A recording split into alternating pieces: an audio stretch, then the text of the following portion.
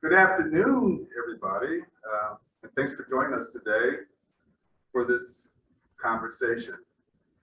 I have to say that winter has finally begun to creep in Chicago, so if you're somewhere else, like on the West Coast, I envy you right about now. My name is John Ziegler, and I'm the director of the Egan Office of Urban Education and Community Partnerships here at DePaul University.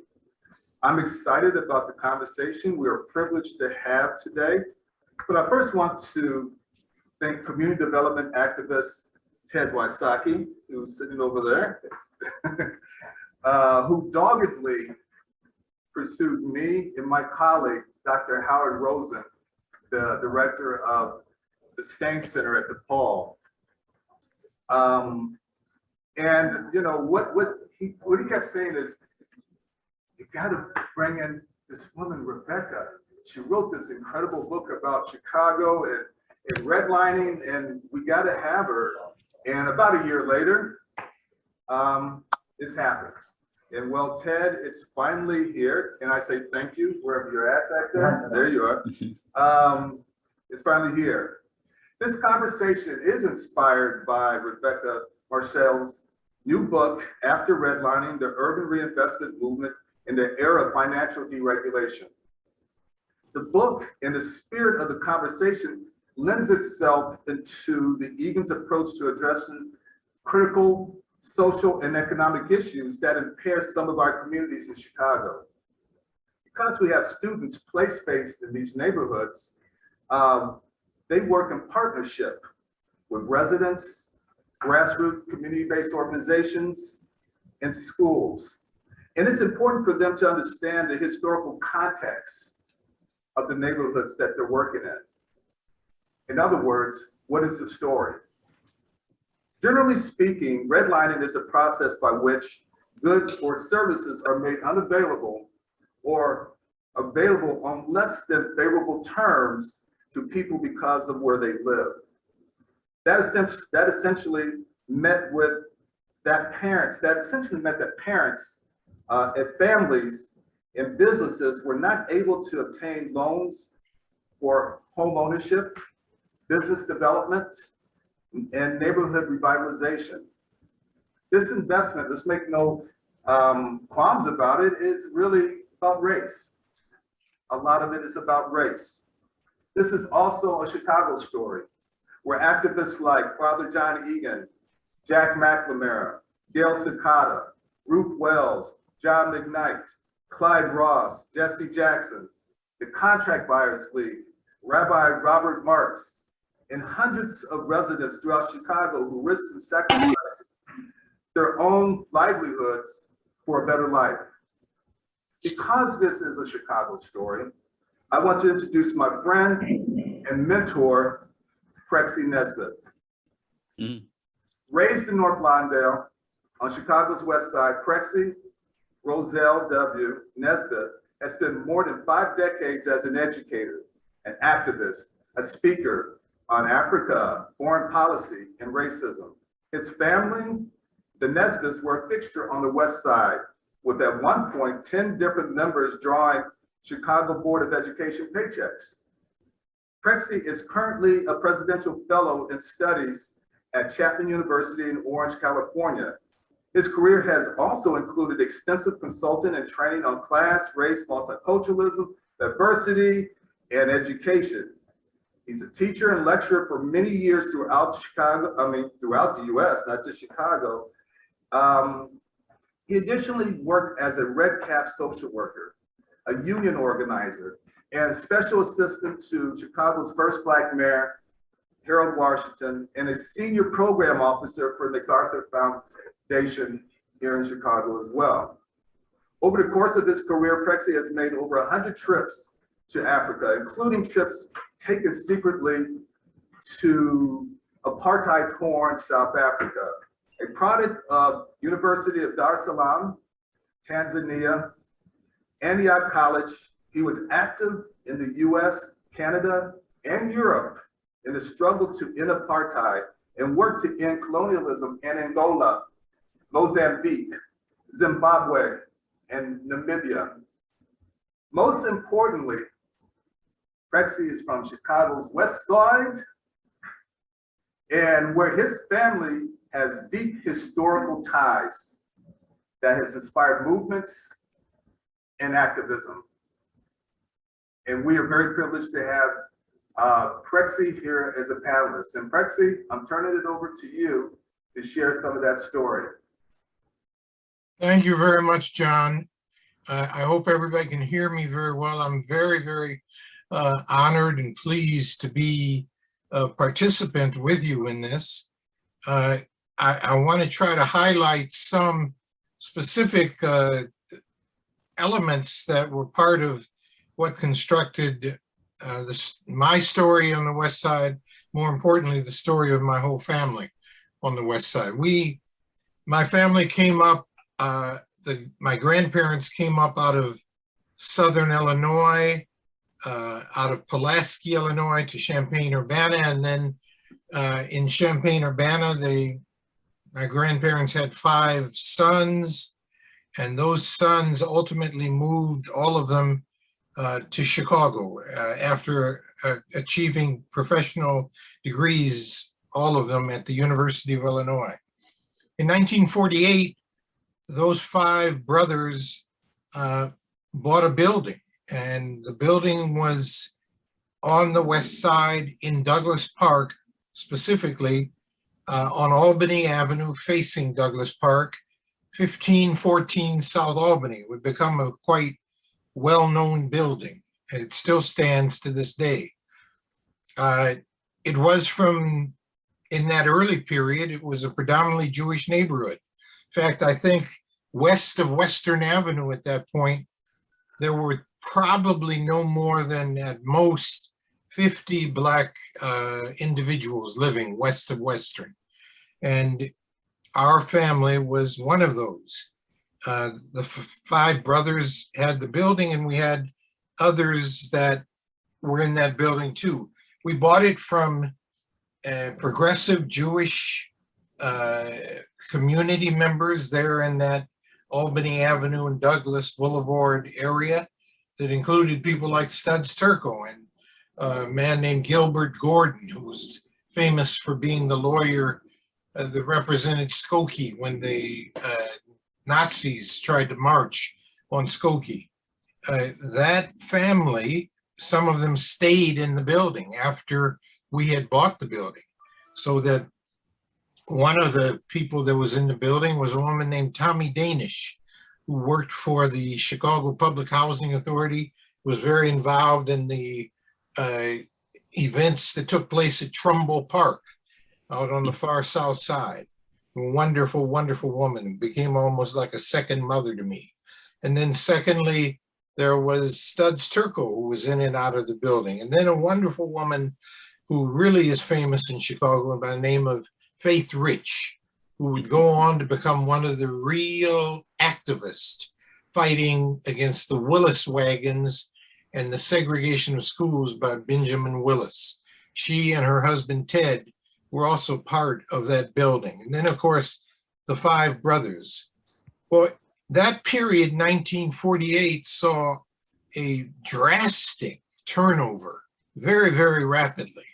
Once the Jewish community began moving out, there were a few others that were there. There were some poor whites in the family. I remember particularly a guy that was a good friend of mine, and I remember him introducing me to mayonnaise sandwiches.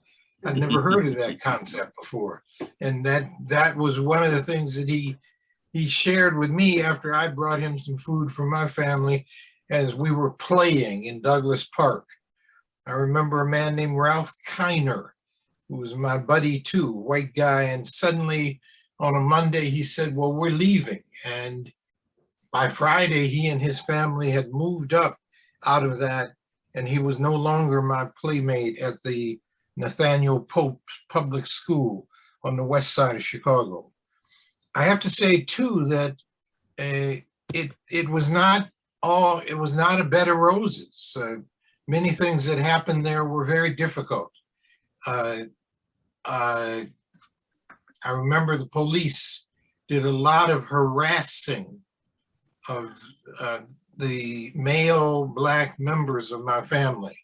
And so the brothers worked out a system of being able to respond in mass quickly when it was necessary, and police were harassing people there in the building that we had on Douglas Park.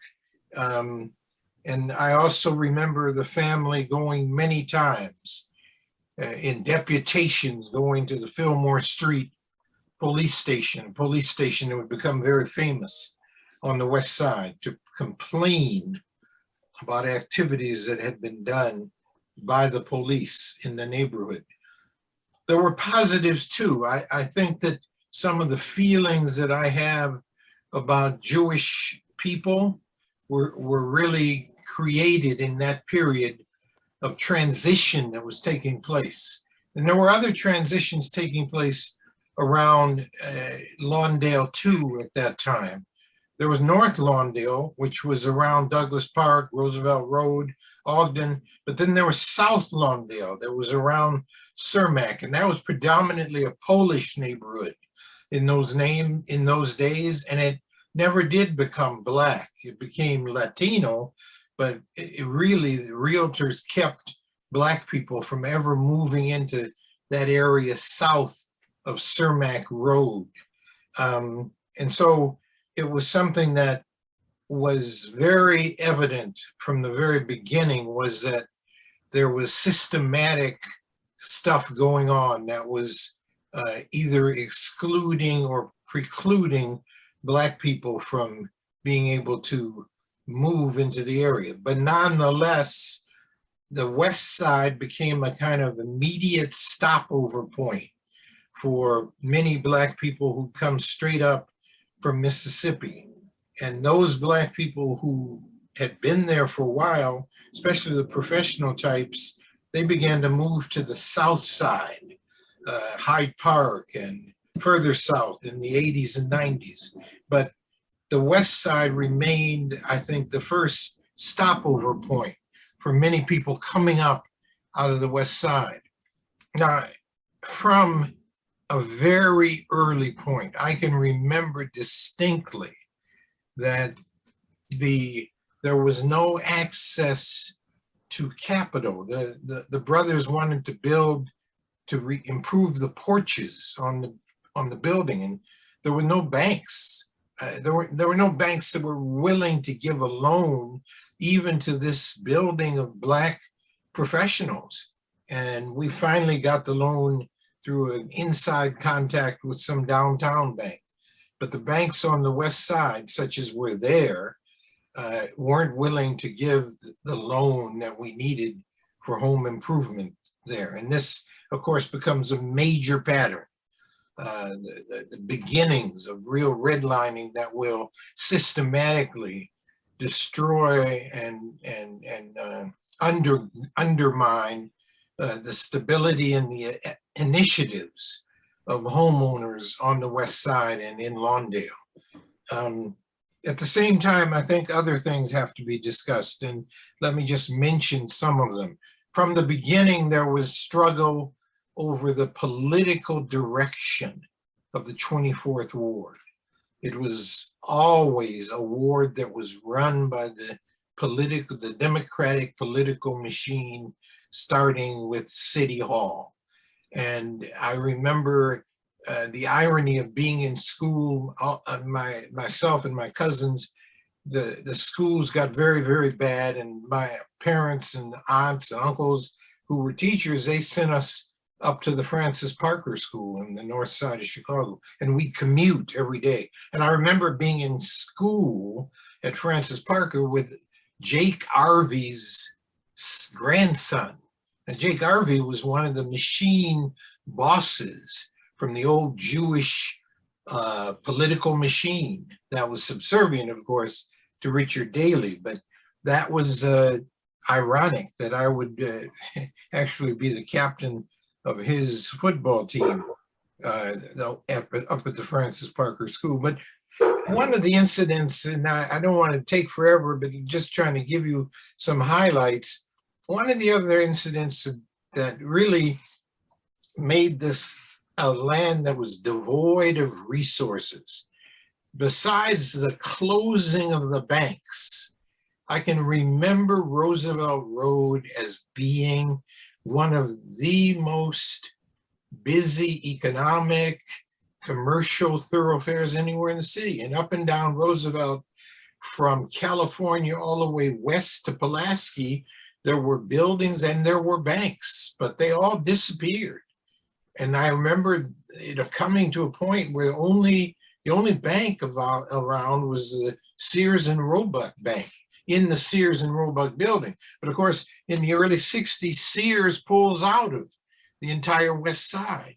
Incredible blow to the West Side. The word at the time was that the employees didn't want to continue coming to a mostly Black neighborhood, and they didn't want to drive anymore into the neighborhood. And Sears leaves and builds the building downtown, and Sears is left there vacant for years and years and years. Another thing that was very, just really a dramatic point in the West Side was the February 26, 1963 killing of the alderman Ben Lewis, a killing that is unsolved to this day. Now, we have those of us who were growing up in that, and I was a young kid, but learning about all this, we have no doubt what really happened. Ben Lewis was killed because he was striking out to be an independent Black political figure. And the machine got him. They killed him the week he was elected. And he was found dead in his office, shot to death. It was a tremendous message to people on the West Side that they risked if they began to strike out independent of the political machine of the city of Chicago.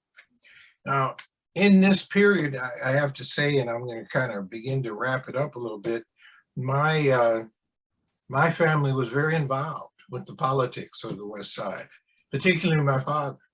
And my father helped to found an organization that was called Pyramid West Development Corporation. And Pyramid West set up a bank. It was a Lawndale People's Savings Bank or something, right near where Sears and Roebuck was located. And that was a big effort. And with the bank were housing projects. Now, sadly, it ended with some acts of corruption that were run by people who were running the Pyramid West. But at the time, it was an enormous undertaking that was very, very important to people who were then clear that the destiny of the West Side was going to be in the hands of Black people from then on, and that old order of things was gone, that the Jewish community that had it, one of the most thriving commercial areas of Chicago, was gone. The patronage system was gone, and that we would see what was going to come. It's in that period I met and worked with Monsignor Father Jack Egan. We became very good friends, and he was one of the people who conscientiously fought the machine and the institutions that went along with it to try to keep the West Side as a part of the plantation. Let me stop it. I hope this gives some idea of what it was like in that early period. Yes. Yeah, I want to say thank you so much for sharing all of that. Yeah, we will have a Q&A session a little bit later in the program. So if anyone has any questions for Mr. Nesbitt, please hold on to those for then, or if you'd like to place them in the chat, we can address those as we move into the Q&A. But for now, we are going to welcome, I apologize, Becky Marchiel, who is an associate professor of history at the University of Mississippi. She is the author of After Redlining, the Urban Reinvestment Movement in the Era of Financial Deregulation, published by the University of Chicago Press in 2020. She is currently working on a book entitled The Invention of Affordable Housing, which asks why, after a century of housing policy experiments, affordable housing still remains out of reach for so many Americans today. Her work has been funded by the Gerald Ford Presidential Library and Harvard University's Warren Center. And with that, I will kick it on over to Becky. Well, thank you so much for having me. First, can everyone hear me? My sound coming through okay? Thumbs up. All right, and I'm gonna share my slideshow. Let's get that in order before we move on. I'll take a thumbs up on this one too, if things are looking good. All right. Well, thank you everyone for making time out of your Friday afternoon to be here today. I first want to thank John Ziegler from the Egan office and Howard Rosing from the Steans Center for hosting me today. I want to thank Prexy Nesbitt for sharing his story with us and really rooting this history in personal experience. And I think already we get a sense of what it meant in the mid 20th century to have a building to anchor your family, right? And how important it was to have access to capital. And we'll talk a little bit more about that during my remarks too. And I want to thank Jennifer Honeycutt, who's in the room over there, for all the work she did organizing the logistics, especially it's so tricky to do this like virtual in-person hybrid thing. So thank you, Jennifer, crushing it. And I want to give a big thank you to Ted Wysocki. As John said, this event was really his brainchild, right? For those who don't know, Ted was one of the early organizers of the movement that I wrote about in this book. And I have to tell you that when you're a historian and you write about the recent past, you write about living people, it can be pretty nerve-wracking, right? That but my colleagues who study, 15th century Europe really enjoy that the people they write about can't pop in and say, well, actually, you got all of that wrong, right? So as I was working on this book, it was a concern of mine, right? How folks, I know Ed Sheeran is here, Anne Marie Douglas is here, the Westgates are here, right? McKnight is here, right? That people can say, you didn't quite get it right. And so I was really wondering how the folks who actually made this history were going to perceive the project. So to have Ted's support and encouragement has just meant the world to me. So big thank you to Ted. And I also want to thank, I just saw that Morgan McIntosh Hodges from DePaul's own special collections is here too. I could not have written this book without her constant help in the archives. So for those who don't know, the papers from National People's Actions are now in DePaul's own special collections. And also the Westgates, who wrote this wonderful book, Gale Force, that's oral histories with all of these activists. The Westgates donated their collection to DePaul also. And so thank you to Morgan for helping me navigate that. Wait, can you see, it says I'm not sharing. Sharing is being paused. Can you see my slideshow?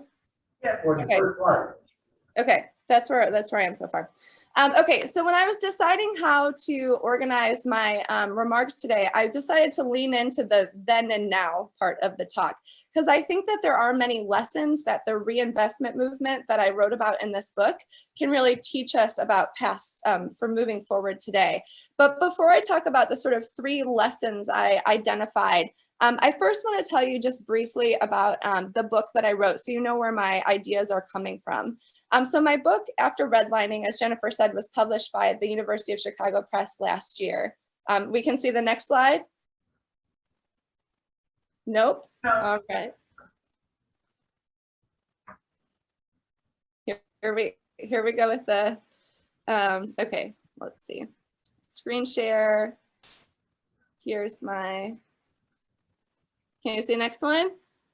Okay, all right, here we go. Okay, so the book focuses on the history of National People's Action, right? This organization founded in Chicago in 1972. It was a network of community organizations around the country. I don't have any audio though. You can't hear me? Okay.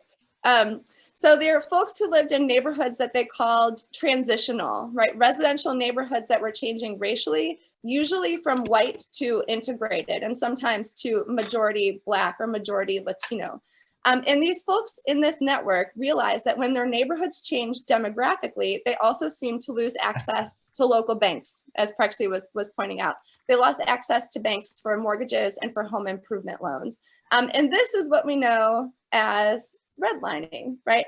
The idea that banks don't make fair loans to certain neighborhoods because people of color live there, right? So the book follows these activists starting on Chicago's West Side as they build a social movement for urban reinvestment, right? That's the language that they used, urban reinvestment.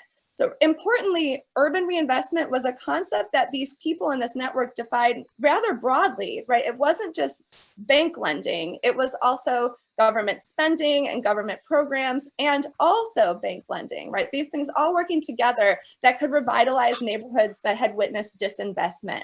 So they called for a national neighborhood reinvestment policy, and they likened it to a Marshall Plan for the cities, right? That's a large scale effort like the one the US took on in Europe after World War II. But this one instead would show the nation's commitment to rebuilding declining neighborhoods, right? That's what they really wanted. And so I focus in the book, right? There were thousands of people involved in this work, but I keep the narrative in the book pretty tightly focused on two figures who might be familiar to many of you here today. And the first was Gail Sincata, right? The famous Chicago organizer, Gail Sincata, right? The wife of a gas station owner, a stay-at-home mother of 6 boys, but well before she'd met professional community organizers, she was already becoming involved in organizing against overcrowding in Chicago schools, to get back to Prexy's point about those Willis wagons, right? And if you read the accounts of folks who worked with Gail Sincata, which you'll see in the Westgate's book, Gale Force, right, full of these oral histories, you get a sense of a person who is a natural born leader, but also who works really hard, right, at being effective. And the second key figure in the book is Shel Trapp, right, a man featured here who complemented Gail's public leadership with his capacity to do the groundwork really required to build organizations, right? He was trained as a professional community organizer, and I learned in large part from the Westgates that he was known for his chain smoking, right? He was known for his ability to sneak a cuss word into almost any sentence. But he was moved to activism for social justice during his years serving as a Methodist minister. And he was particularly inspired by watching the Southern Civil Rights Movement unfold right at the time. And I'll also say is that from the get-go, NPA was also deeply indebted to the labor of Anne Marie Douglas, who was there from the beginning as well, and who did a lot of important work managing the Chicago office, doing the legwork to build the network from its earliest days. So just want to make sure that that's front and center in our conversation here. So joining Sincata and Trapp were former seminarians, urban sociologists, Vista volunteers, innumerable local residents who chose to organize, right, instead of moving away, right, or organize instead of give in to pull my computer in there about the way that that this racial transition that Prexy was alluding to already, right, could really build, really stoke racial resentments in Chicago neighborhoods. So this was a group of people that said, we're going to choose a different way, right? How do we unite around the neighborhood that we want to see, rather than sort of buying into these tropes and narratives about how people who don't look like you are the enemy, right? They said no. So the book follows NPA from its origins in 1972 and goes all the way up to the mid-1980s when financial deregulation, right, when the banking system really changed. So importantly, it is also a book about the way that banks changed, right, during the late 20th century. So I always say that activists were really trying to hit a moving target as they were fighting redlining, right, that they would win something like the Community Reinvestment Act of 1977, which I'll talk about more in a moment. But as they made this victory, right, as they achieved this victory, at the same time, the financial system is shifting under their feet, right? It's undergoing these changes that are now known as deregulation. So I show how NPA and their allies use this limited tool, like the Community Reinvestment Act, in surprising and impressive ways, right? Winning an estimated $1.7 trillion for redline neighborhoods by 2004. But ultimately, they don't get their Marshall Plan for the cities, right?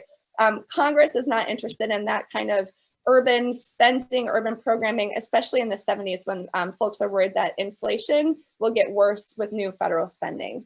So that's a basic overview of the book. So I'm going to spend my next 20 minutes talking about what I see are 3 lessons that we can take from this history as we think about what comes next. So the first lesson I wanted to talk about was the way that the members of National People's Action talked about banks and talked about lending, right? They framed credit as a public good, right? Members of National People's Action argued that the institutions that controlled access to credit ought to be accountable to the public. This is a very important argument, right, in this movement. They demanded that banks be accountable to the public. In so doing, they framed credit as a public good, not something that should be the purview of bank executives alone, right? It was too important a national resource for bankers to control it without oversight. And you can see the way they use this kind of language in this example from 1975, when activists went to Congress to explain why redlining needed to stop and what that would look like. They said that neighborhood people had a right to know what happened to the money we invest. Sincata herself said, we as citizens are being denied the benefits of our work, blood, and sweat, right? Meaning their savings that they were working and then putting their money into their local bank and then not seeing any of the benefits. They also said, right, if our money is good enough to put in their banks, then our neighborhoods are good enough to get some of it back, right? Again, emphasizing we save at those places. And yet another activist said, when they cut off money from a neighborhood and invest it only in the suburbs, right, understood here to be the white suburbs, they are stabbing the community in the back. And you get another sense of that sort of city to suburb idea in the image that is here, right? It was from the newsletter from National People's Action called Disclosure. So this gives you a sense of the way that they talked about the way they talked about banks. But what I want to show you is also, right, that it's really important to contextualize this idea that banks are part of the public good by putting these activists in their proper historical context, right, in the moment in which they were organizing. So this moment in the late 60s and the early 70s, you can think of as the era of the New Deal banking regime, right? This was the era of New Deal regulations that really bolstered the community savings and loan as the primary type of financial institution that especially white Chicagoans would encounter most, right? These were the kinds of local banks, not the national and international financial institutions that you might bank with today, right? But under the New Deal banking regime, savings and loans, I'll also call them thrifts, were the type of bank that white Americans of modest means were most likely to encounter. And the famous bank run scene from It's a Wonderful Life, right? Like Christmas is coming, you're about to see this thing all over your television. But this best captures this idea, right? Frank Capra really drove this message home for us.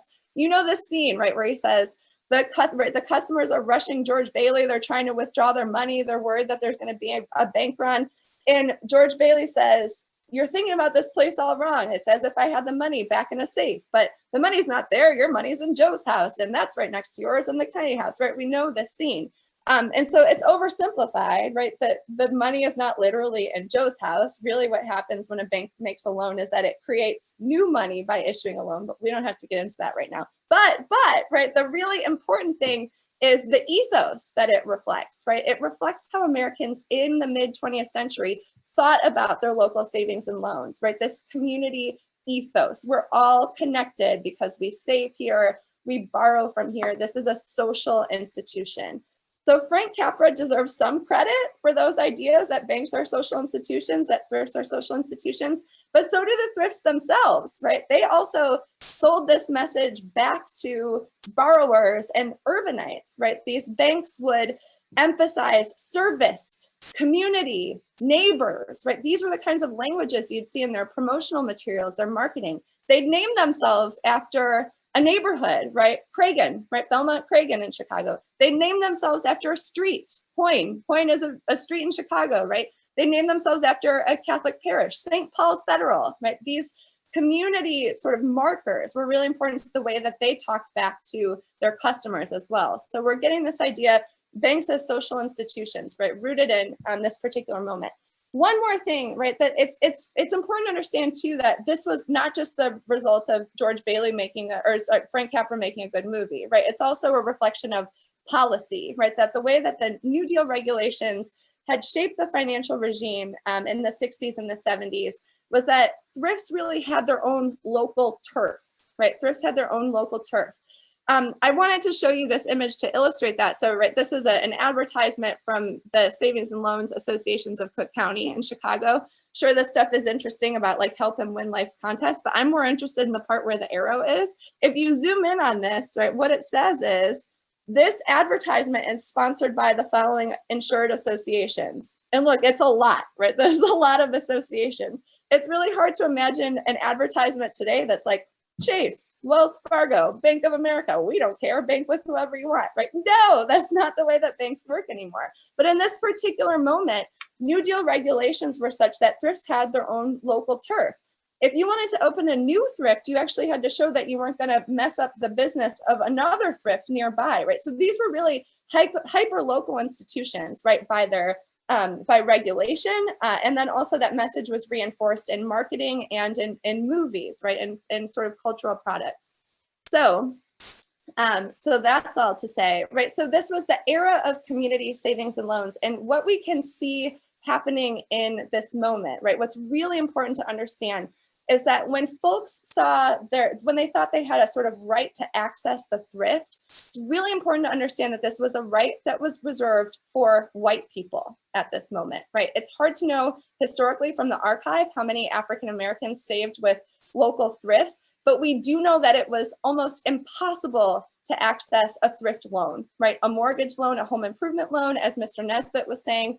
But from the period of the New Deal in the 1930s until the Fair Housing Act of 1968, and even after that, when implementation of the Fair Housing Act of 1968 meant it was still difficult for Black people to come by loans from thrifts, right? This is a white right, right, at this point in American history. So what really happened, right, what was happening at the moment that NPA really formed is that in these neighborhoods like Austin, right, where these activists live, neighborhoods that were transitional, that were integrating, to put it bluntly, banks started to treat those neighborhoods like Austin the same way they had treated majority Black neighborhoods throughout the 20th century, right?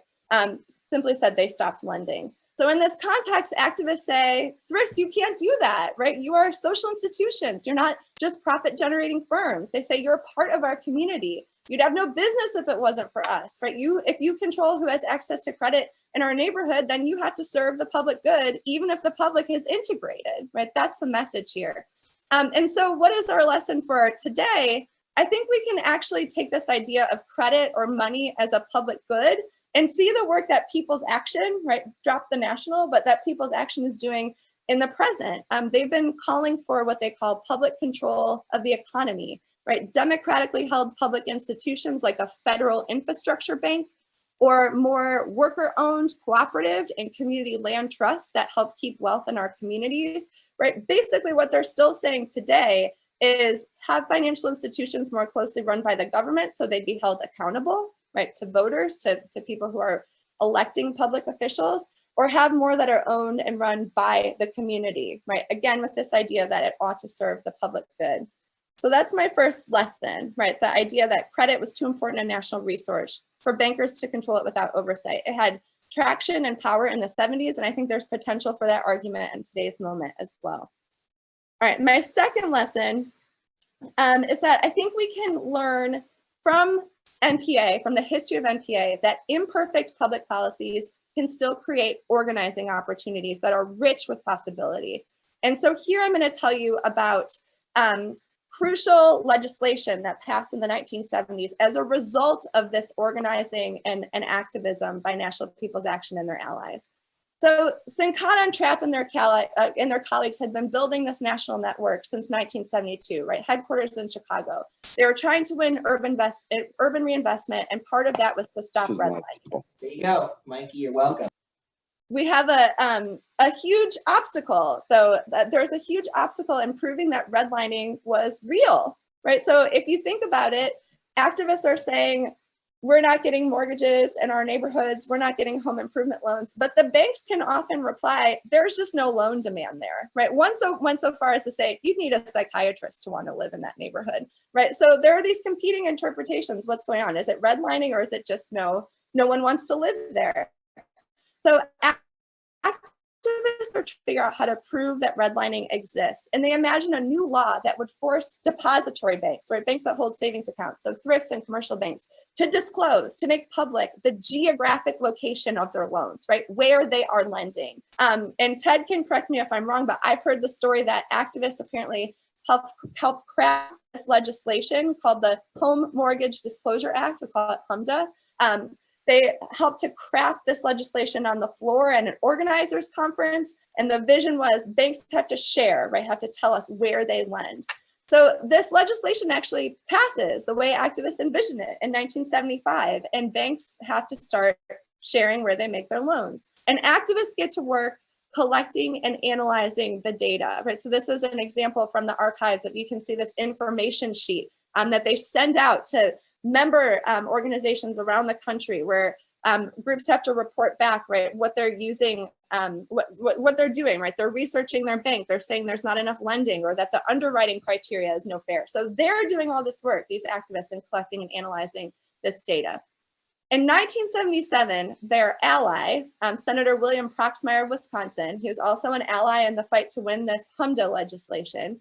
He is well aware of NPA and their allies, right? He knows there are groups in red line neighborhoods who are paying attention to redlining, who are collecting HMDA data, who are ready to protest at their local banks if banks are redlining, right? And so he envisions this new legislation called the Community Reinvestment Act as a new tool for neighborhood groups. And I have this oral history interview with one of his staffers, Ken McLean, who puts it quite simply, right? Proxmire and their staff tried to set up a political process where neighborhood groups would be able to challenge a merger, an acquisition, or a branch application if the banks in question were redlining. So if a bank wants a special treat, like a new privilege, they have to show good behavior. And McLean said, quite simply, our idea was to empower the neighborhood movement. This new legislation is based on Proxmire's knowledge that there are already activists around the country who are ready to do this work. So Proxmire, activists, community groups standing, right? The standing to file what is called a CRA challenge, right? A Community Reinvestment Act challenge. And that means that if one of the banks in question in a merger and acquisition had been redlining, then activists can stall that business deal and try to get those banks to the table to negotiate new resources for the neighborhood, right? Basically to empower activists as grassroots financial regulators. So that's what Proxmire envisioned. And you can tell that he really wants this to work for the neighborhood movement, right? For NPA and its allies, because he sends a letter to Gail Sincata in December of 1976. And it basically says, hey, here's this law I'm thinking about passing. Will it work for your people, right? He wants her input. And then you see a few weeks later, right, that a key policy person in National People's Action, Helen Murray, writes back to Proxmire's staff and basically says, no, this is not going to work, right? This is not going to work the way that you have imagined it. She points out that what the PSA, the primary service area, that's the regulations, the sort of definition of what is going to count as the area outside the bank. Helen Murray says it seems like it could just be manipulated by an institution and they won't have to really change anything. And she also points out that there's no concrete criteria for what the banks would have to do to not get in trouble under CRA. So there's this question, can the banks just say, meh, we tried to lend in those places without actually making any new loans in those places? So activists respond to Congress by saying, now isn't going to work. There are records in the archives as NPA. They organize, right, send communications out to their allies, right, the Center for Community Change and other organizations saying, we need amendments, right? We need amendments to this legislation. And they write new amendments, they organize around them, but the law goes through without their new amendments, right? So as I was saying, imperfect policies, right? Imperfect policies that still have opportunities is where I'm going here. So Carter signs the legislation. It looks a lot like the version that Proxmire sent to Gail Sincata when Helen Murray replied, that's not really going to work for us. And then here's the important lesson, right? That NPA is disappointed, right? They issue this statement. Sorry, this is blurry, but it says that the strongest part of the Community Reinvestment Act is its title, right? And then they also worry that this new legislation is going to convince members of Congress that they've already solved the problem and we're not going to talk enough about reinvestment anymore. And I think they actually ended up being right about that. But what's important is that after this apparent defeat to not get these amendments, they don't crawl in bed, they don't egg Proxmire's house, right? They don't end up in a pit of despair. They talk about the next move, right? What is the next move? So the organizers of NPA start to contact their network, right? Reach out and figure out how to use this imperfect legislation. I love these images here. They published one series of instructions in their newsletter disclosure in late 1978 with all these stick figures instructing member organizations how to file a CRA challenge, right? Because they recognize this law is going to be useless unless people around the country figure out that it exists and figure out how to use it, right? So they're educating their network about how to use it. So, right, hold a community meeting, figure out the credit needs, go to the lender, check out what the lender says they're going to do and figure out if they're actually doing it, right? Meet with the regulator. So they're educating their network about how to use this legislation. They also create glossaries explaining banking terms. They created directories of financial regulators so member groups could figure out which bank regulator was in charge of what kind of bank. They'd provide their phone numbers, addresses, names of regulators, removing every possible obstacle to the CRA challenge that they could, right? Trying to make it possible for folks to use this legislation. They conducted in-person trainings, right, on how to use CRA. This is a conference agenda from 1979. And as you can see, one of the topics here is teaching members or teaching attendees how to organize a CRA challenge. So this was an imperfect tool, the CRA. Activists knew that, and they constantly demanded its improvement. But nonetheless, right, they still organized, mobilized to try to get what they could out of it. And in the long run, the CRA gave activists the tool to create community bank partnerships that brought banks into some previously redlined neighborhoods, right? The archive is full of examples, dozens of instances in which groups from NPA's network use the CRA to get banks to sit down at the negotiating table and deliver new resources to their communities. So, right, here's another one, right, from the Bronx. And you can take this example from Chicago, trying to keep it Chicago focused, right? In 1983, I have this image here of Gail Sincata at a press conference where she and other organizers and bankers are announcing a community bank partnership with First National Bank, where this was an instance in which First National was going to merge with another bank. A coalition of activists in Chicago issue a CRA challenge to that merger. After months of negotiation, First National announced its plan to commit $100 million, which is $280 million in today's money, in home loans and small business loans for the neighborhoods that activists identified as redlined. And what was really important too is the community groups played a huge role in implementing the program, right? They helped distribute the loans, they helped screen applicants, they made sure the loans covered the kinds of buildings that actually needed credit in those neighborhoods. So this commitment, right, really increased lending in low and moderate income communities. There were people who got loans for their homes, for their small businesses, nonprofits who got affordable lines of credit that would not have had that access before the CRA challenge. And all this, right, from using a law that activists were rightfully critical of when it passed 6 years earlier, right? And so what does that have to, what can we learn from that today?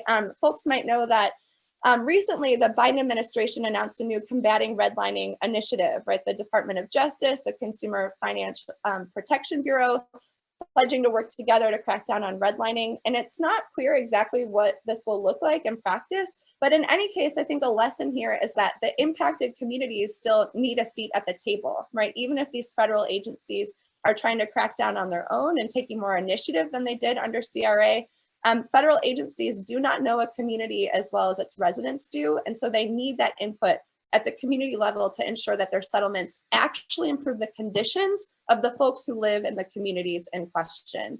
So that's my second lesson, right? That imperfect public policies can create important organizing opportunities. My third lesson, I will keep short, right? NPA recognized that ending the practice of redlining on its own would not be sufficient repair, right? Making banks behave better is not enough to achieve meaningful repair for past policies of racial discrimination, past policies of community disinvestment, and now 40 years of wage stagnation in the United States, right? So one thing that really struck me as I was doing this research was that the reinvestment movement, NPA and its allies, asked for so much more than banking regulations, right? They called for a people's platform. They called for a national neighborhood reinvestment policy. They monitored the programs of the Department of Housing and Urban so the money would go directly to those who needed it most. They monitored new community crime funding from the Department of Justice. They monitored the Department of Energy and tried to think about how programs and policies could help rebuild places that experience disinvestment.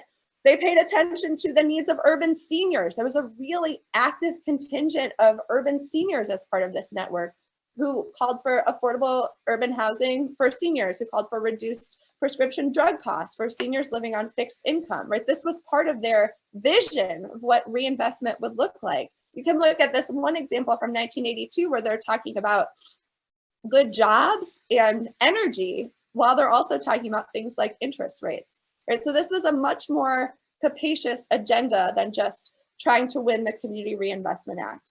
So my third lesson, right? So even as we hope the new Biden administration anti-redlining initiative moves us closer to a just economy, we must consider that combating redlining initiative as just one piece of a larger agenda that would be required to meet the needs of low and moderate income communities in the United States, especially communities that have experienced racial discriminatory policies, community disinvestment, and as I said, 40 years of wage stagnation. So with that, those were my lessons, right? And so I thank you for your time, and I really look forward to the discussion and especially the opportunity to talk to folks in the room who lived through this history.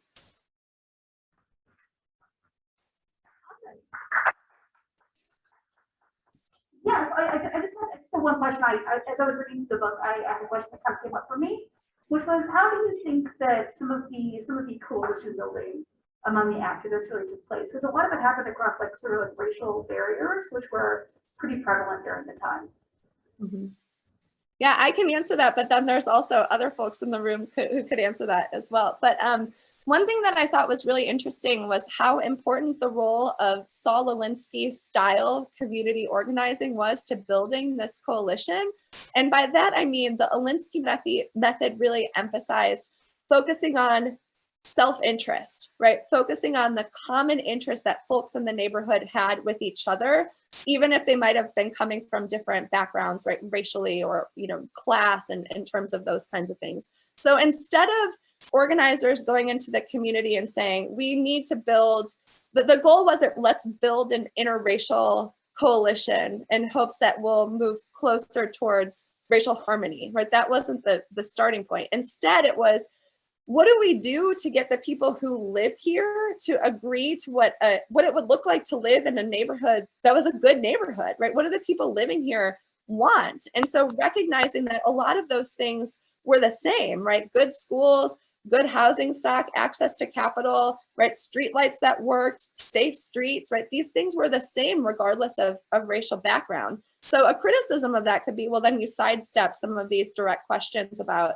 the role of racism in American cities, right? But the flip side could be that, I have questions about what the extent to which that method ended up bringing more people on board and then sort of having their own ideas about race change as a result of organizing, that had they started with, those heavy philosophical conversations about race. But I know Ed Sherna's here, and so is Ted Wasaki. Awesome. Yeah, well, thank you so much for all of your comments. As a reminder to everyone in the audience, both here and on the Zoom call, if you have questions, we will have an opportunity for a Q&A a little bit later after our next speaker, who I'm going to introduce right now. So Ted Wasaki spent 10 years as Director of Communications at the National Trade and Information Center, where he contributed to the growth of national movement to end lending discrimination and foster community reinvestment. He spent 16 and a half years as CEO of the Chicago Association of Neighborhood Development Organizations, where he built a coalition of neighborhood-based retail and industrial organizations with citywide nonprofits and for-profit firms. Spent 12 years as the CEO of the local Economic and Employment Development Lead Council. He connects industry and community by advancing a community development model, which integrates economic and employment development programs with sustainable development. Additionally, he spent 6 years as the CEO of the Institute of Cultural Affairs, USA, where he, quote, built a just and equitable society in harmony with planet Earth through strategies which facilitate sustainable community development by drawing upon assets in a collaborative manner. And finally, since 2014, he's worked with Youth Who Can Do, promoting sustainable community development for economic justice, pursuing innovations in affordable housing, job training, small business financing, and social ventures. And with that, I'll pass it on to Ted. Thank you, Jennifer, and good afternoon, everyone. new people as well as I feel like I'm at a staff meeting, except it's light out and it's not 10 p.m. But I do want to thank the Egan Center, and I also want to acknowledge that we kind of started on this path 10 years ago when John and the Egan Center sponsored a in-person forum for the Westgates on their book, Gale Force. And I didn't realize it at the time, but Becky was in the audience. And obviously was inspired to publish a book. So I hope that we have some aspiring authors in the forum today. And I do want to acknowledge that there are a number of folks who have things to add. So I'm also looking forward to the conversation. I wanted to start with Jennifer's question because Becky and I were kind of expecting this question. And I guess the point I would add on to is first a personal reflection. As a 20-something graduate student, walking into the church hall at St. Sylvester's in Palmer Square, which is just south of Logan Square, and seeing in 1973, which is my first exposure, over 1,000 people in this church hall of black, white, and brown colors. You did not see that kind of gathering often anywhere in the United States at that point. And I was obviously inspired by Gail Sincata, who was obviously speaking at that second national conference, because I also grew up in Austin, where Gail was from. And I remember, and I actually looked this up because I wasn't sure about the origins, but one of the things that struck me is that one of the key takeaways that Gail was communicating to the people in the audience that afternoon was, we have met the enemy, and it is not us. It is not the white people fleeing, it is not the black people moving into the neighborhood. The enemy is our own government. The origins of that is actually the Pogo cartoon, which is that we've met the enemy and he is us, because it was originally put out against the Vietnam War, and then actually was the poster for the first annual observance of Earth Day on April 22nd, 1970. So I figure since we have historians in the room, we ought to look at some of the historical facts. But that was sort of the take that Gail had on it. We met the enemy and it's not us. We're not the problem. It's what's going on. And I know he was attending, but the participants are flashing by, so I don't know whether he did log in. But as a graduate student, I was working as a volunteer with a project that I believe came out of John McKnight's efforts at Northwestern and was actually being overseen by Calvin Bradford. And we were going in to the city clerk's office at the county building, looking through title searches, and actually able to track, which was then used in the disclosure hearings that Rebecca was referring to, when neighborhoods changed racially, no conventional banking loans were made, and all that was available was FHA loans. FHA loans had started off as a good federal program, but then was being abused. And Becky covers this point in one of her chapters, that I think was also the key aspect here of connecting the self-interest. Because what was turning out was African Americans were actually being victimized by a predatory loan product. We didn't talk about predatory loans then, but we didn't know what they are now. They were being victimized, and they were being sold shoddy homes. They were being pushed into foreclosure so that the real estate speculation could flip the house to another African American family. And at the time, there was a journalist, Bill Boyer, who wrote Cities Destroyed for Cash. I think Becky's going to the bookcase here, that basically pointed out that what was happening in Chicago was also happening in Cleveland, was also happening in Detroit, which is why this church hall on the, in Chicago was being filled by people from all over. Thank you. So there was these kinds of issues that started uniting people, and then you saw the development, I think, in both in the Chicago coalitions as well as in other cities, whether it was Cleveland, where you were seeing a real strength and building of African Americans leadership who had the civil rights experience to say, hey, we got civil rights, we got the right to vote, but look at what we're getting. We're getting bad loans from our own government. So there was that kind of a connection there. I also want to offer a reflection as we start looking at today and with some of the lessons that Becky was talking about. I am not going to comment on the current partisan politics going on every day in our capital, but I will note, and Becky pointed out some of the history here, there is no doubt in my mind that the Home Mortgage Disclosure Act never would have passed if the Democratic Party didn't control the US Senate and the House of Representatives. There was a reason, a difference that was made when it was Bill Proxmire, who was the chair of the Senate Banking Committee and knew about redlining in Milwaukee, and Representative Ferdinand St. Germain, who was chair of the House Banking Committee, who knew about redlining in Providence, Rhode Island, that you saw this kind of issues getting the attention that they merited. I don't want to digress. I will note that things obviously changed during the Reagan administration, and there's a whole other story about how NPA was on the cusp of really proving redlining in insurance industry existed. I know I saw Rob Schachter name on the participant, and Rob was on the NPA staff organizing that nationally. But clearly the biggest improvements in CRA, as Becky was getting to, was during the Clinton administration, when you had some significant rewriting of what the expectations were of CRA.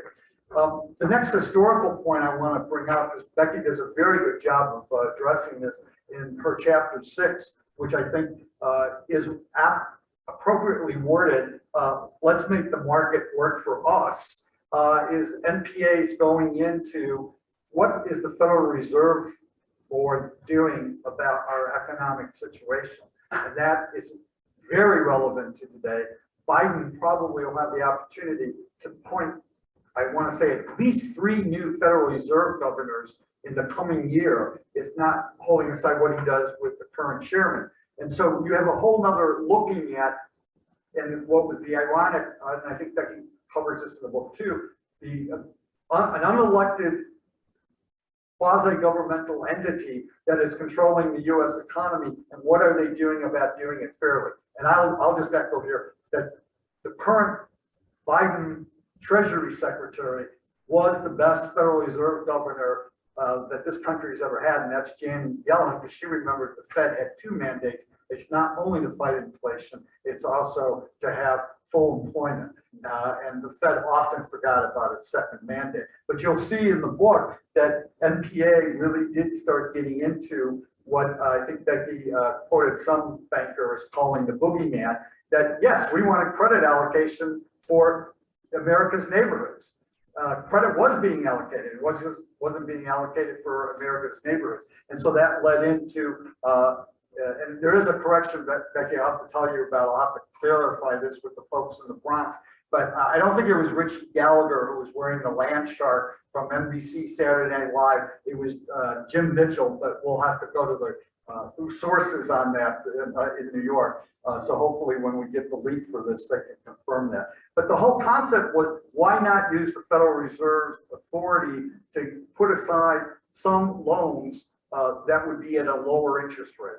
And folks, this issue is going to be raised significantly in the years ahead of us right now, because that's where this is going. Interest rates are going to start going up with that. And there is an issue about what are you doing for targeting that. And I think you could argue that if those kinds of loans were being made, certainly in the red line neighborhoods and minority neighborhoods, you would not see the home ownership equity gap that we've had over the last 40 years, because you would have had more home ownership going on. I just want to quickly switch to now. And I want to acknowledge our local public radio station here in Chicago, WBEZ, for the investigation that they did in June of 2020 using the Home Mortgage Disclosure Act data. It's still there, folks. It's there every year. And they looked at the years from 2012 to 2018. And lo and behold, what they found was, of course, redlining is still going on in Chicago's neighborhood. So that you have Chicago lenders investing more in a single white neighborhood, Lincoln Park, where we are sitting here today at DePaul, than in all of the black neighborhoods combined in the city of Chicago. That is the level of loans. And if you were to be worried about, oh, well, it's just the more expensive housing in Lincoln Park, it's not the dollars. Well, it's the numbers too. And if you were to look at that kind of disparity, that still is there. One of the several banks they highlighted was JP Morgan Chase, which ironically, going back to Becky's photos, that was what First National Bank, that is what First National Bank then is now through multiple mergers.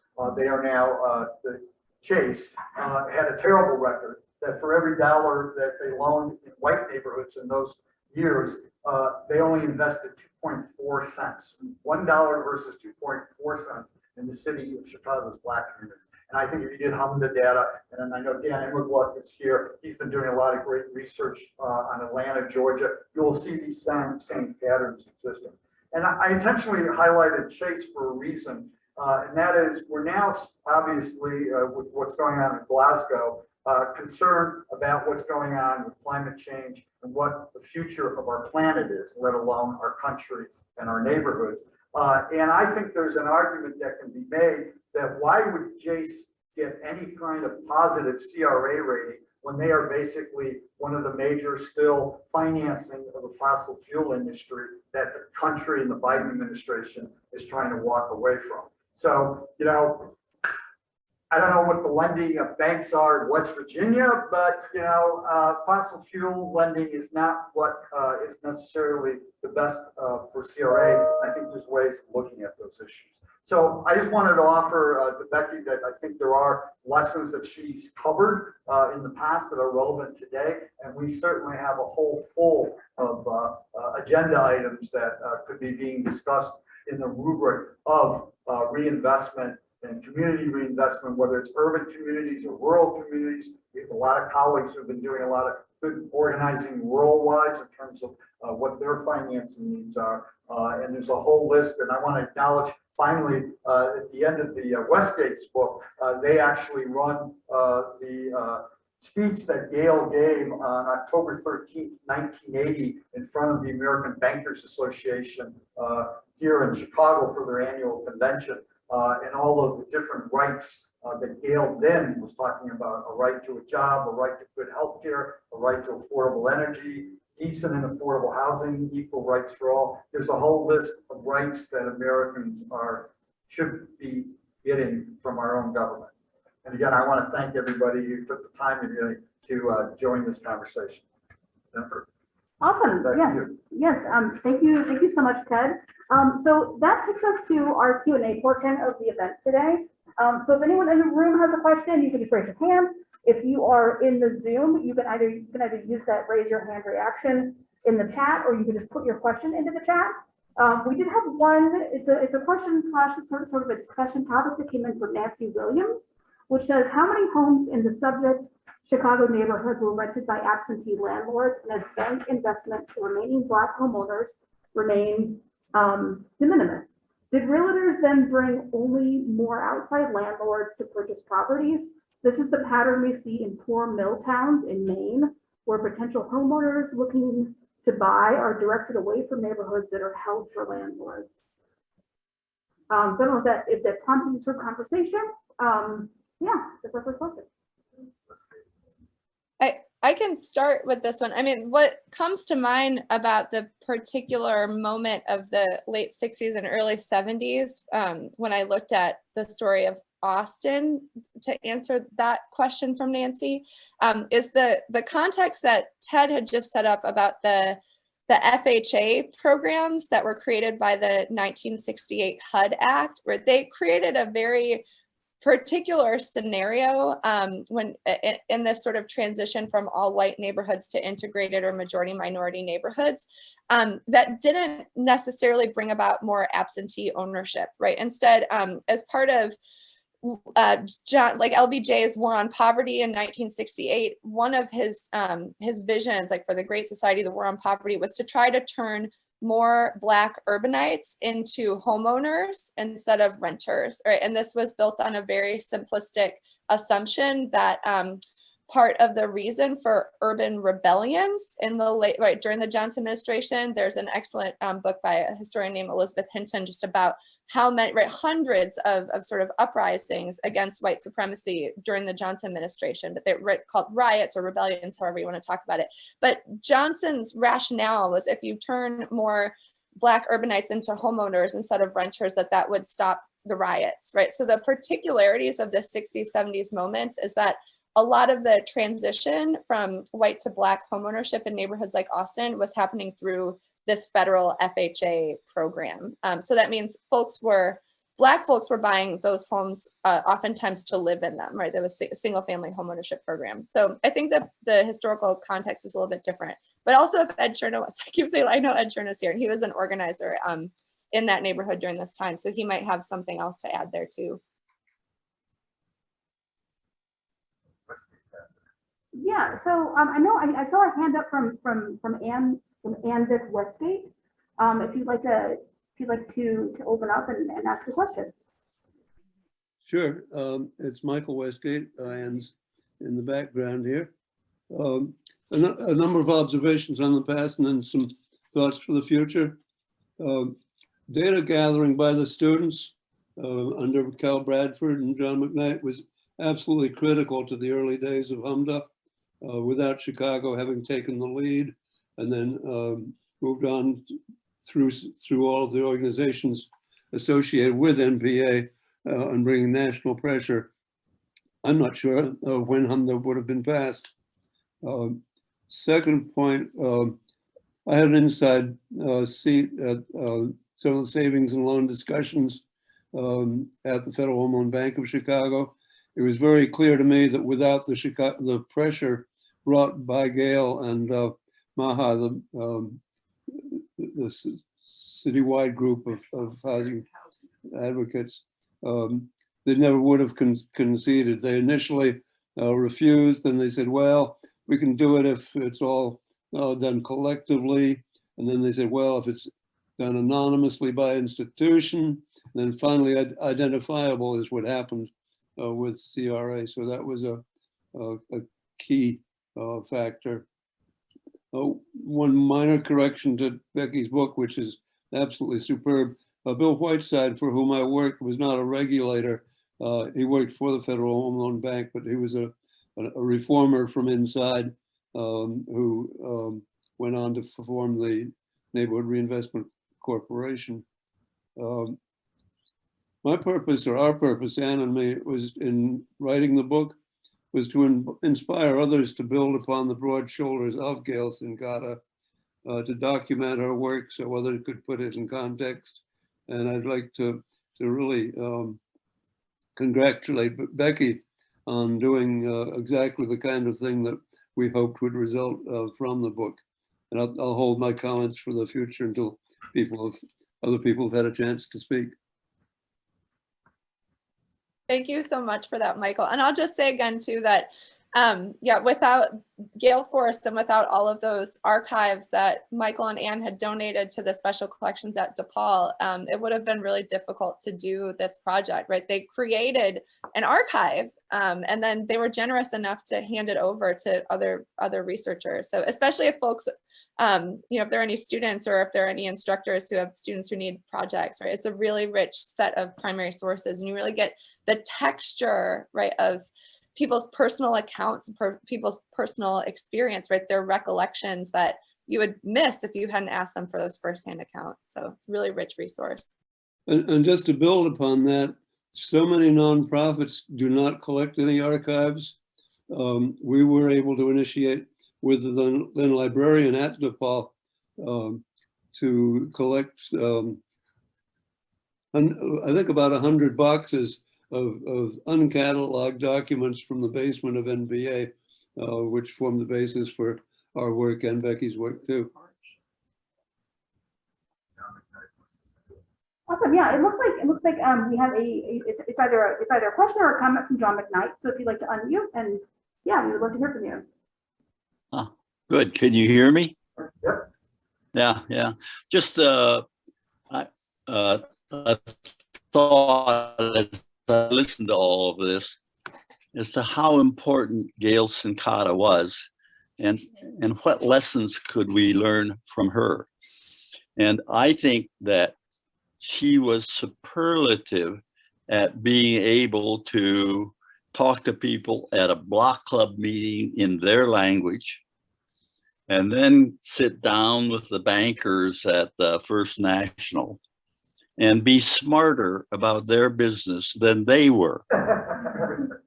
Really. And so she was the bridge so often because of this capacity to speak in two tongues, right?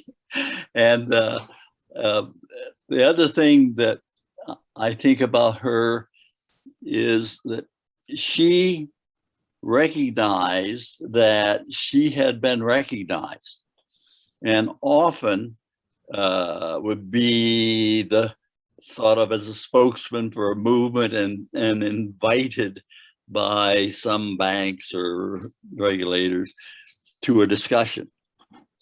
And she would never go by herself. She always took 2-3 neighborhood people with her, so that both their presence represented her authenticity, right? And at the same time, assured people from the neighborhoods of the integrity of what she was doing.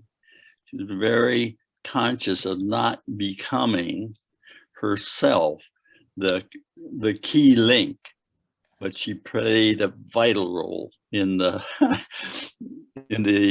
ability to speak in two tongues.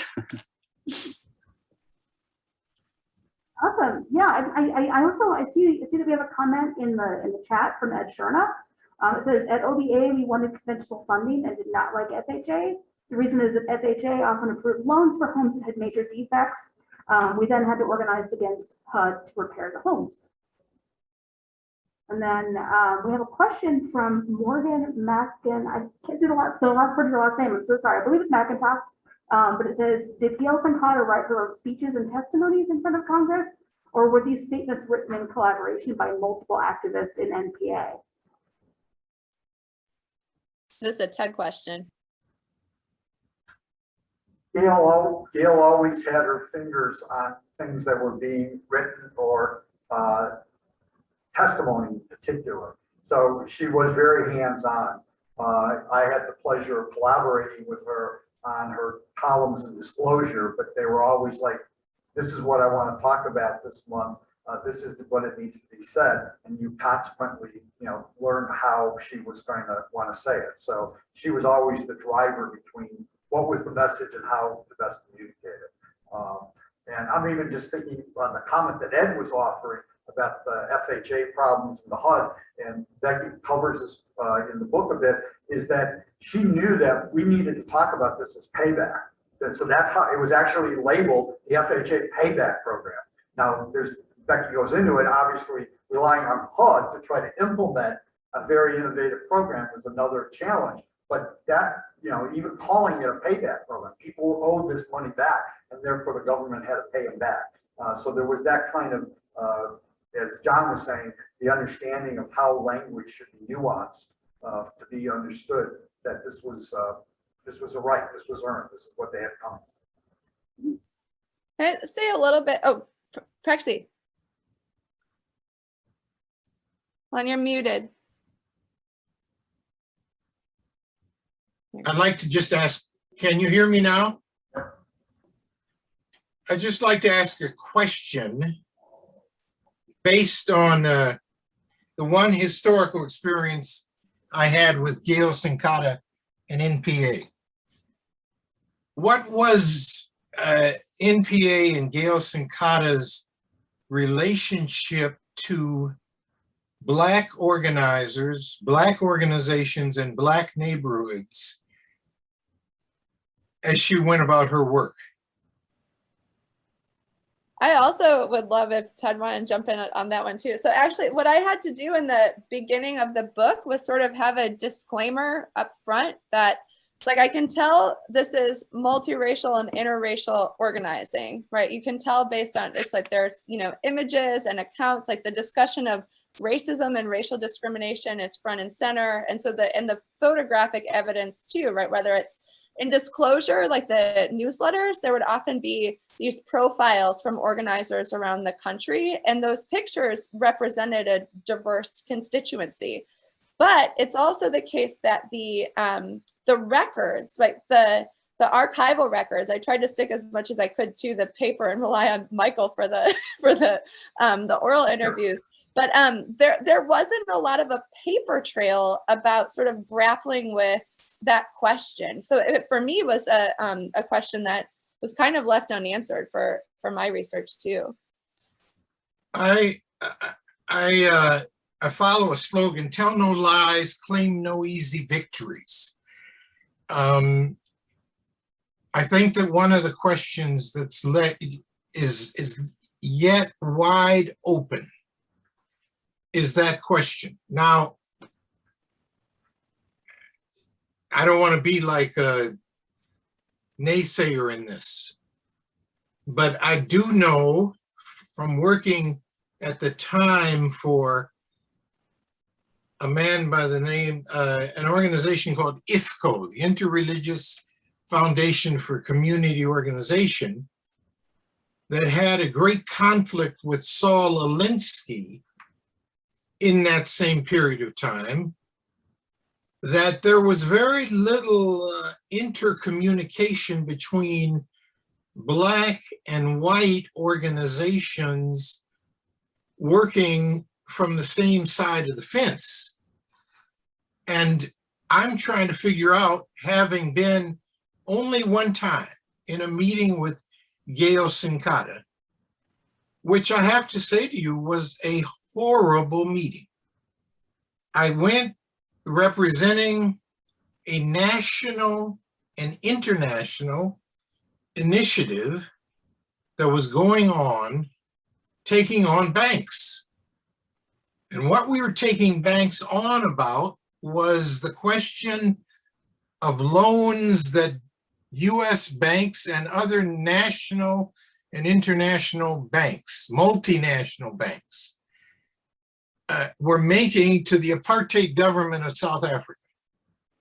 And we raised with Gail and her staff, trying to get them to broaden out their perspective on the question of redlining to include the notion of redlining loans to South Africa and not to the US. Redline South Africa and not US was our slogan. And by that point, we had campaigns going on the West Coast, in Atlanta, Georgia, in Washington, DC, in Detroit, New York, and Chicago.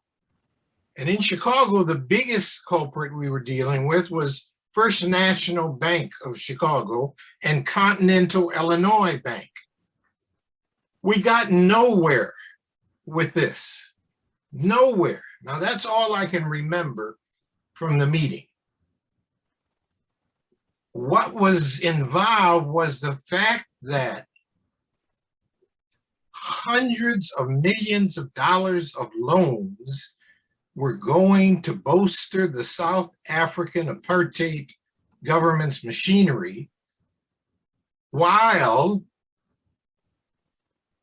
neighborhoods in Chicago were being denied loans. So we had this slogan and asked them to join in with it. Redline South African apartheid and not Chicago. Same thing was happening in New York, in Los Angeles, other places as well. I don't know, Becky, whether you have come across any of this in the archival material.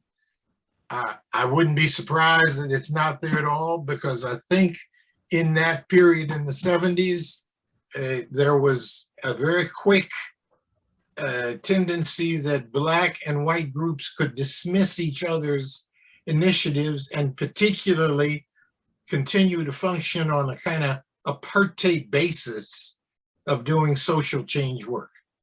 I'm just raising this. Yeah, no, it's an excellent point, and I don't remember seeing anything about South Africa in the archive, but I did after like a presentation I gave last year, I did get a message from, I don't know if you worked at all with Patrick Bond. Sure, very well, out of South Africa.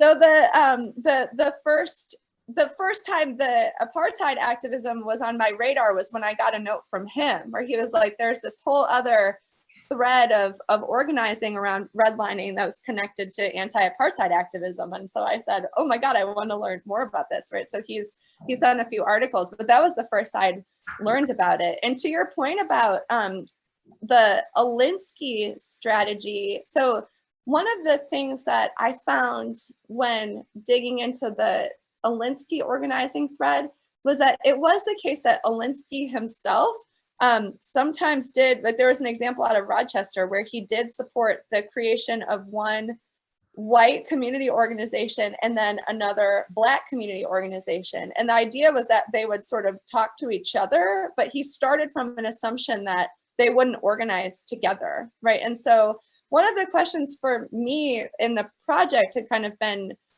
to what extent did this next crew of Alinsky-inspired organizers stay true to Alinskyism, and to what extent did they sort of depart from that strategy? Because I do know from OBA, they were very intentional about creating an interracial organization, right? And so I know that a few of the things that did come up in the records were, you know, on the north side of Austin, there were a lot of existing sort of groups that connected people, whether it was like parishes or existing block clubs. And when the neighborhood started to integrate, it was the south side that started to turn from white to Black first. And so the organizers recognized that there weren't existing block clubs there. And so they put a lot of energy into organizing those block clubs, right, in the neighborhoods that were undergoing the transition, trying to build capacity. And I do also remember at some point, I think it was like in 1970 or so, just like sort of a reference in one of the documents about how important it was to make sure that they started to hire more Black staff and Black organizers because of that sort of problem of being a bunch of white people trying to organize an interracial organization. But that's the most I can say. And I hear, I definitely take your point about the limits. Well, let me weigh in real quickly so we can get to other questions. I think there's a layer of things here.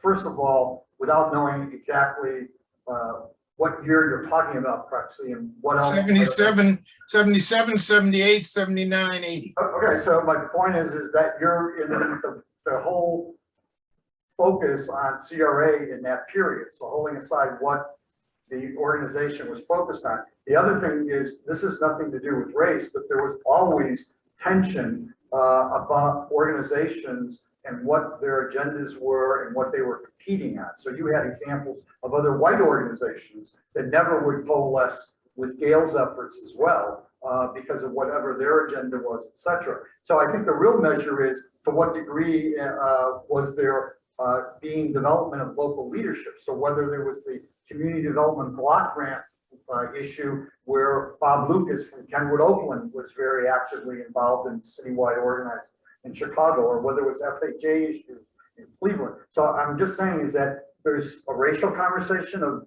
developing those kind of strong organizing relationships, and then there's an institutional organizational question as well. So there's a layer there of missed opportunities, no doubt. Mm-hmm. I think Ed Sherna wants to jump in on this one too.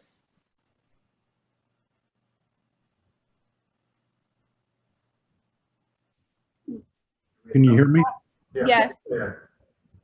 So I think one of the things back then, we're talking late 70s, is we were not a movement organization, and anything we did had to benefit the neighborhood that we were working in, and we had to have people that were willing to work on it. So part of the challenge, Prexy, is if something came up that didn't come up from the neighborhood and wouldn't necessarily involve neighborhood residents, just part of the way we operated, that wasn't something we were going to work on. What you say makes a lot of sense, and I see how it fits into something, but I think just the nature of how we work with organizations that had issues that were neighborhood issues, and that was kind of the limit to what things we would get involved in, because we could be asked to be supportive of a lot of other things, but if we didn't feel that those things would benefit the constituency we worked with, we didn't do it. So it's a process, you know, and there's an awareness that maybe we didn't have. But the other thing is that I want to touch on is we were not a movement in support of other movements. We were an organization working on self-interest and had to have people from those communities that actually got benefits of whatever it is we worked on. And so we worked on stuff that was very specific and had to be winnable.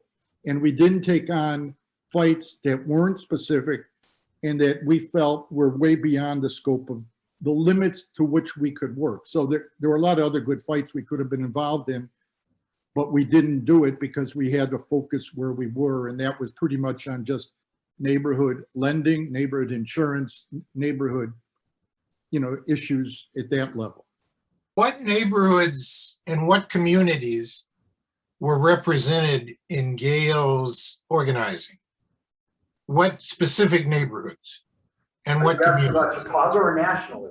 Just in terms of Chicago, particularly. Kenwood, Oakland, Roseland, South Austin. So it was both South Side and West Side. A lot of, there was a Marie Bryant from the New City community on the South Side. So there was a lot of active African-American leadership on these issues from different neighborhoods in Chicago. And obviously there was African-American leadership out of Cleveland and other cities.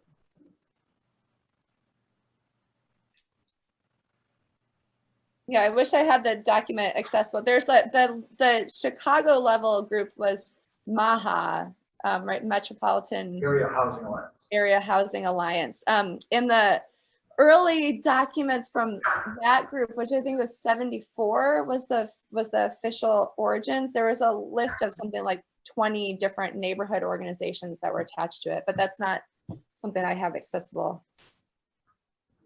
I have Michael who has his hand up and has had his hand up for just a little bit. So I'm gonna call on him and have him unmute. There's multiple Michaels. It's Michael's iPhone is the one that I'm speaking to.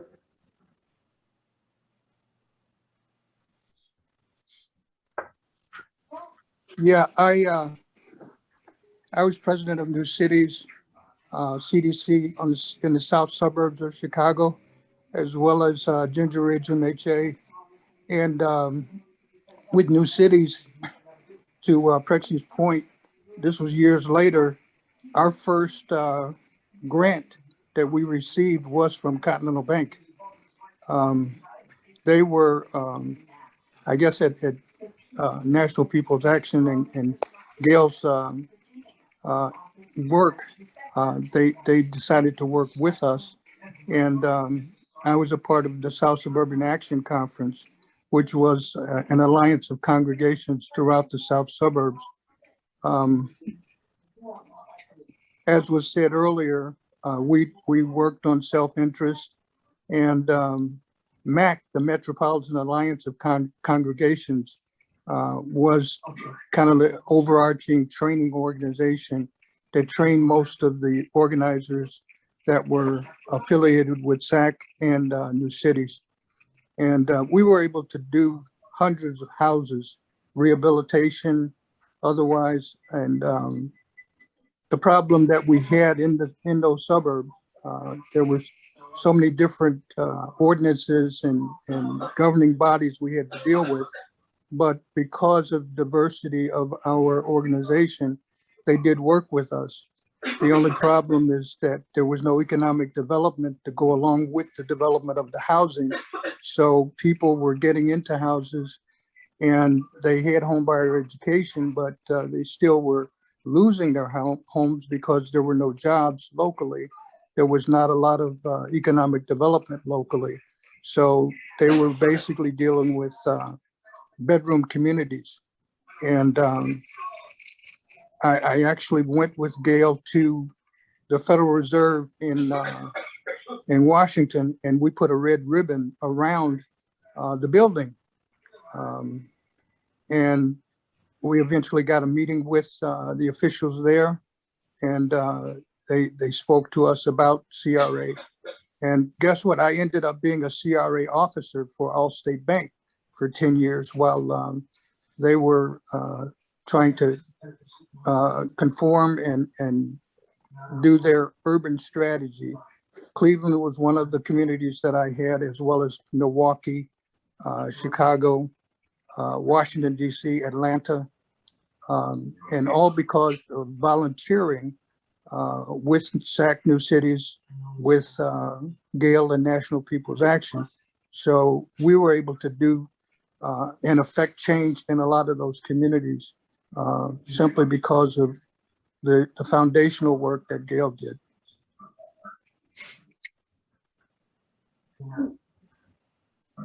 Yeah, so we have a lot of really good conversation happening in the chat, and like we have quite a few really good resources that have been dropped there. But I do want to address a question that was sent to me personally, so I want to share it with the rest of the people in the room. That is today's political. This is from Paul Ginger.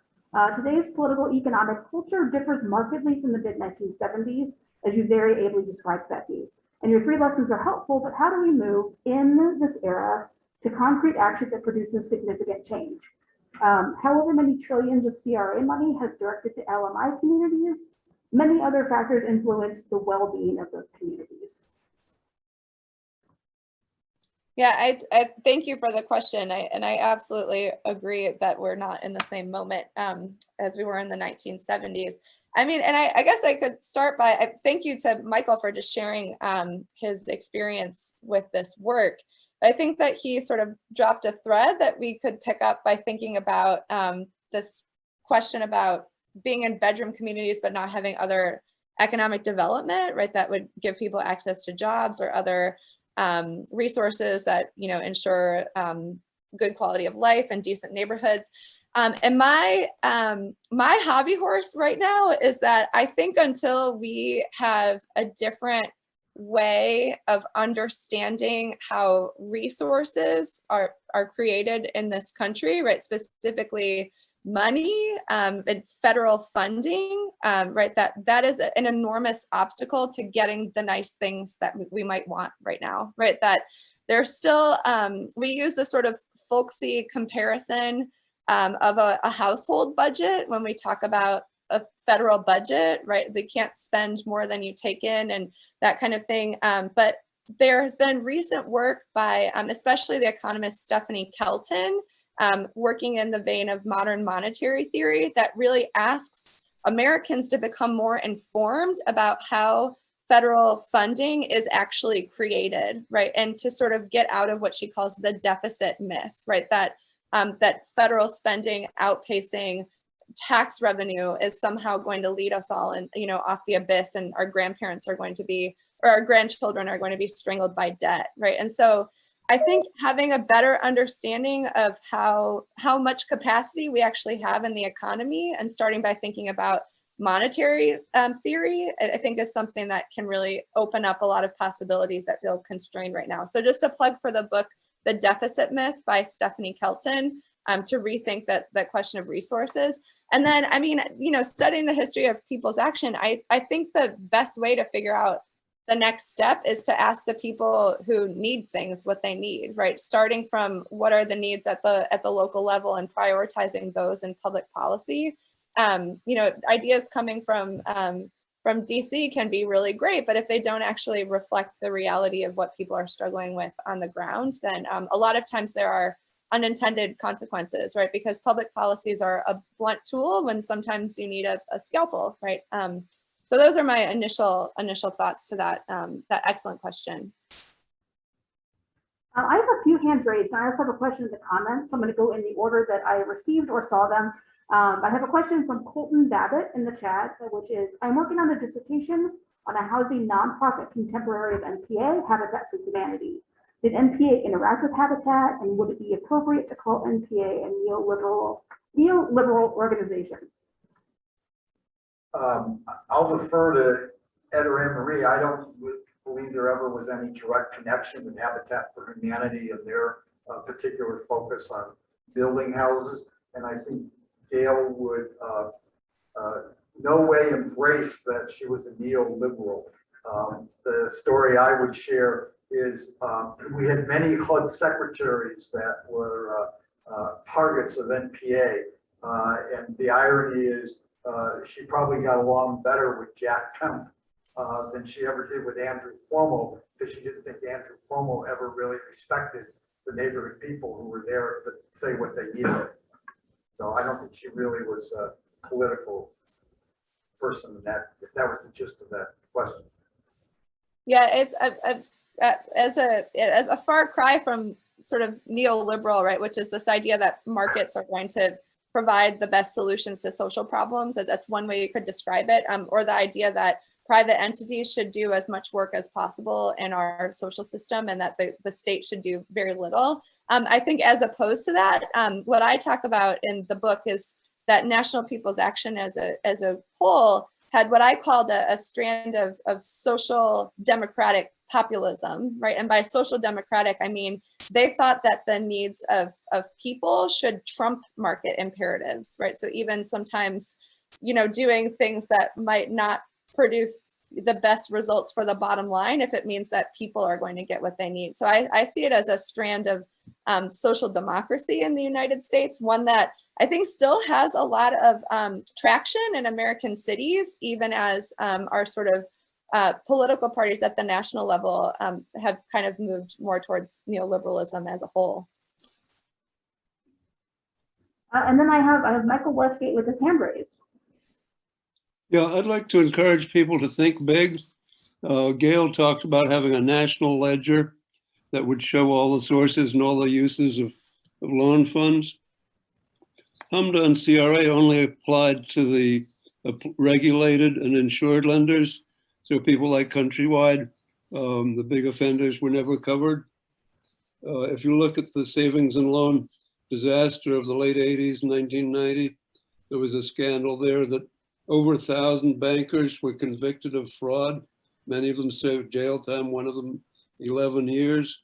When I asked Senator Warren why no bankers have been prosecuted for fraud, she couldn't answer that.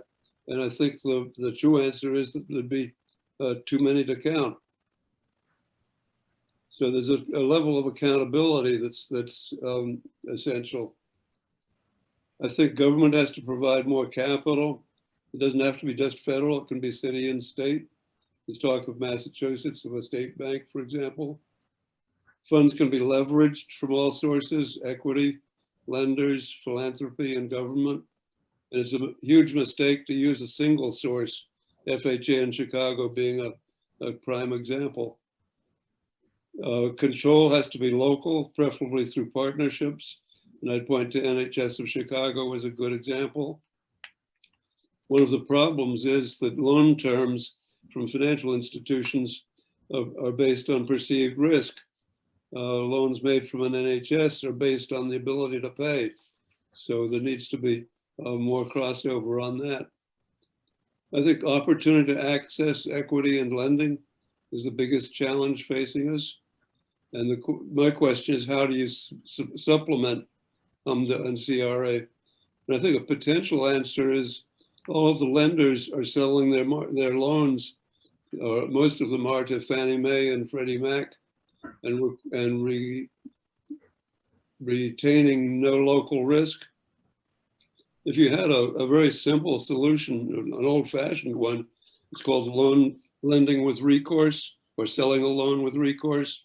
All it means is that if a lender makes a bad loan and then sells it, he has to repurchase the loan. And I think that would cause a lot of bad loans not to be made. You could have a requirement that lenders show a portfolio of loans that they're lending to all kinds of communities, so that they're not all bunched in the white suburbs. There'd have to be some flexibility, I think, but you'd have to show that you are meeting more than just a national, just a local stratified need. Thanks. Yeah, and to Michael's point too, I mean, the new Biden administrative initiative, they also, right, the DOJ and the CFPB they said that they plan to they said that they plan to go after non-depository institutions, right? So whereas the CRA only applied to those banks that held people's savings accounts, right? They're starting to look at those sort of non-bank banks. So that could be a big shift if it actually turns out that way. And again, the question of implementation and whether resources will actually be devoted to do that, and how are they going to sort of keep track of all of those, this new, right, giant group of lenders, if they're incorporating all those kinds of entities too, like that remains to be seen. But I think just the recognition that non-bank banks have been responsible for a lot of predatory lending is going to be an important one. And it's new, right? It's a new sort of, it's new that the federal government is recognizing that so explicitly. I think we have time for one more question, then we're going to move into some concluding thoughts. But we have a question from Fallon Young, which is, I am the Housing Policy Associate at Neighborhood Housing Services of Chicago. I just started not too long ago, and I'm educating myself on the history of this organization in Chicago. So similar to Colton, in what ways did NPA and NHS work together? So I would encourage Fallon to get in touch with me, but also with Michael Westgate after this conversation, because there's a lot of history there. But the long and short of it is that this NHS sort of structure, right, this model of bringing together a particular bank and a particular neighborhood, and then also having the city focus on things like sewers and streetlights, and right, the resources that the municipality was responsible for, to have all of those things targeting one particular neighborhood comes out of the Federal Home Loan Bank Board. Michael, right? Yes. But in the short answer is that National People's Action was very enthusiastic about NHS partnerships, right? They promoted it in the Disclosure magazine, right? They offered trainings and workshops about how to put them together. A lot of NPA neighborhoods became NHS neighborhoods. And basically NHS, to a lot of these activists in the 70s and 80s, it really represented what they thought financial institutions were supposed to do, right? Which was to renew their commitment to a particular community. So please email to follow up, because there's a lot more to say about like the particular people and, you know, ideas behind NHS. But the quick answer is they were very tightly connected from the beginning. Just a real quick comment. I think this also goes back to one of the points John McKnight was making about Gail's style. It wasn't just to be organizing and beating up on the target. There was always, we want a meeting. We want a purpose out of this. We want to do something. So the whole concept of reinvestment and how NHS has operated all of these years has been about getting the dollars to those communities and having local vehicles like NHS's being able to get those dollars to the individuals on the street.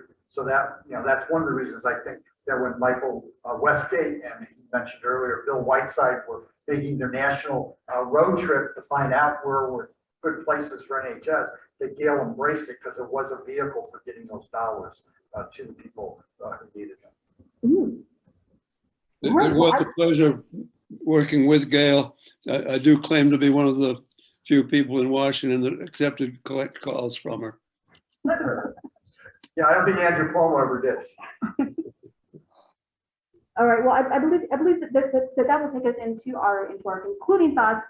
So we are joined today by Howard Rosing, who is the executive director of the Steans Center here at DePaul.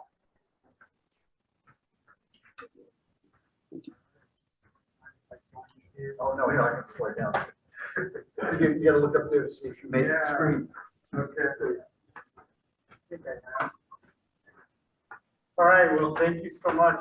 Unfortunately, I joined after Prexy's talk because I teach until past 1, but so excited to have been able to participate and listen in to the remainder and really think about, you know, how urban activists can change the nature of banking. Really, the possibilities that the past illustrate to us for the future. And it brings up some questions that I'm mostly going to outline that I noted in the book, but also just in the talk. What is the current role of banks in disenfranchising people of color in U.S. cities? How do we begin to be asked that question more boldly?